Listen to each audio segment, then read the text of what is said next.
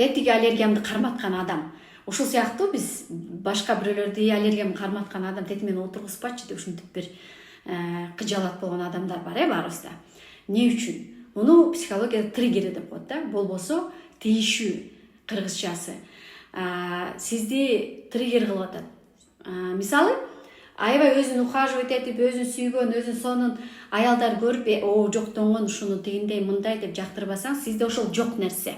Сиз ошол нерсени кыла албай жатасыз. Өзүңүздү сүйө албай жатасыз. Өзүңүзгө ошондой акчаны бөлө албай жатасыз. Ошондой машинени мине албай жатасыз. Ошондой үйгө жете албай жатасыз. Это триггер. Жок нерсе адамды триггер кылат да. Биз эч качан мындай жаман нерсеге триггер болбойбуз. Жакшы нерсесине триггер болуп, ана биз эмнеге деле ал адамды бирдеме жактырбай эле, ушу подружкаң жакпайт мага, ушу кошунаң жакпайт мага. Триггер. Поэтому силерди триггер кылган адамдар силердин көзгөңөр. Бүгүндөн баштап карагыла. Бул адам мени эле эмне триггер кылып тийишип атат, ушунун эмнеси жакпай атат.